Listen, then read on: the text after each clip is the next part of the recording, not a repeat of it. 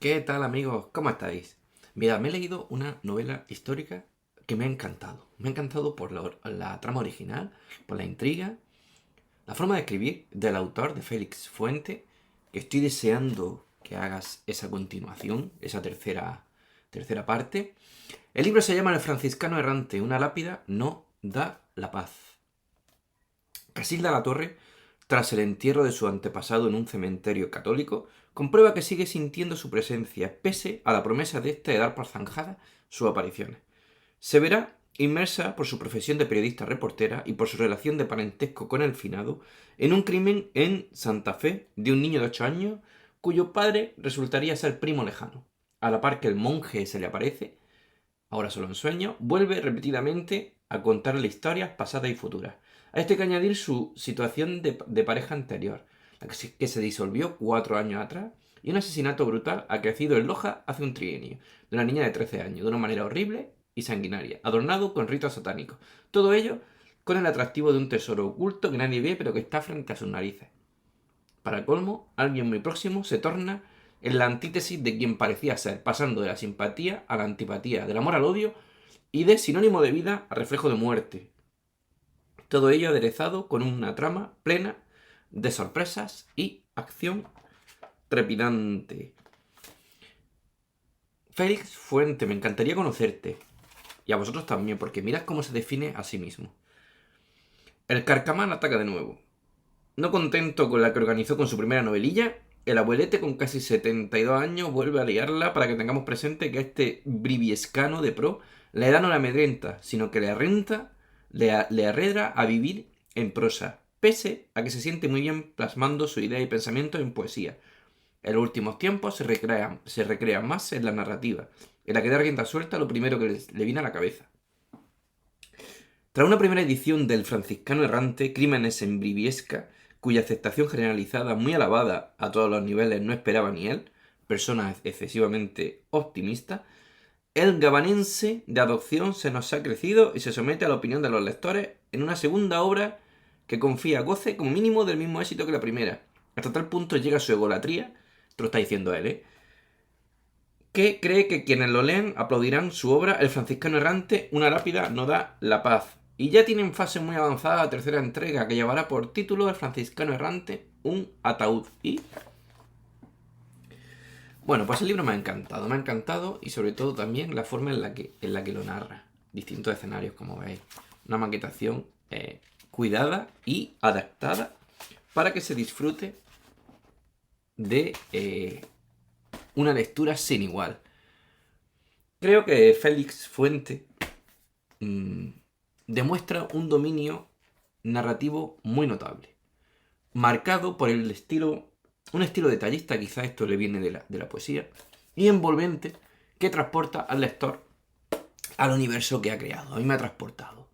Gracias, entre otras cosas, al uso de descripciones minuciosas, como en las escenas de Briviesca y el santuario de Santa Casilda, que me aportan esa atmósfera real, que combina elementos de misterio, misticismo y una fuerte conexión con los paisajes locales. Los diálogos están elaborados con naturalidad, con personalidad, con trasfondo. Las interacciones, por ejemplo, la interacción entre Casilda y Victoria, o entre Casilda y el teniente Salgado, que transmiten cercanía, autenticidad y realidad. Los personajes, bueno, Casilda La Torre, la protagonista, una mujer compleja, multifacética, carácter inquisitivo como periodista, mezclado con su pasión por el cine, lo que la convierte en un personaje rico. Eso se acrecenta con los momentos de duda y miedo que siente a lo largo de la trama, que la hacen profundamente humana. Su evolución, desde el escepticismo inicial hasta asumir su conexión espiritual y genealógica con ese franciscano, es el núcleo emocional de la novela. El franciscano Pedro de Cañafiel, este personaje espectral, por decirlo de alguna manera, tiene una presencia abrumadora en el libro, creo que es la clave, el hilo conductor, y está muy bien definido. Tiene una historia trágica detrás, llena de injusticia, casi de redención póstuma, y creo que esto da un aire al libro de dimensión histórica, por supuesto, y moral. Hay otros personajes como Victoria Mora, como el teniente Juan Salgado, que van apoyando constantemente a Casilda y tienen interacciones casi pragmáticas, eh, equilibrando ese misterio central con dosis de cotidianidad y de humor, que si os habéis hecho una idea de cómo puede ser el autor, con lo que he leído de la biografía, pues veréis que hay mucho humor en este libro. La historia va de eso, de Casilda la Torre, que mientras va buscando localizaciones para un proyecto cinematográfico, se ve envuelta en una serie de acontecimientos relacionados con ese franciscano errante. Acontecimientos paranormales, casi. Casi no, paranormales. La historia se va desarrollando en Briviesca y sus alrededores, con todo ese significado histórico y espiritual que tienen en esos lugares.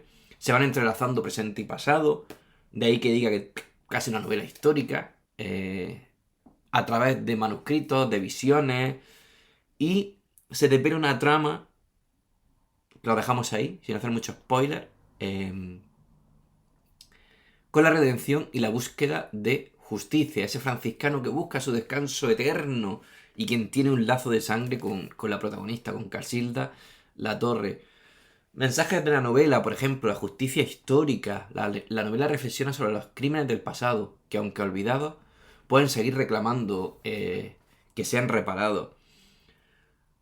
Mensajes de conexión espiritual y familiar, que los lazos genealógicos trascienden en el tiempo.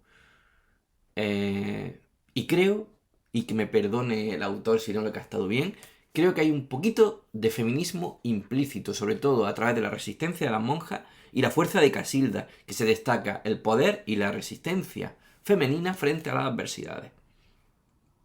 Títulos que se me vienen a la mente después de leer este libro: El nombre de la rosa, de Humberto Eco, esa combinación de misterio, contexto religioso y profundidad histórica. También me ha recordado un poco al Juego del Ángel, de Carlos Ruiz Zafón, por la atmósfera, esa atmósfera histórica y esa conexión entre pasado y presente. Y sobre todo me ha encantado el personaje del fraile franciscano Pedro de Cañafiel, porque más allá de su condición de espectro, es un símbolo de justicia, de redención y de conexión histórica, con un carácter definido por una vida devota a la religión, marcado por la tragedia personal y la corrupción que presenció en su entorno clerical.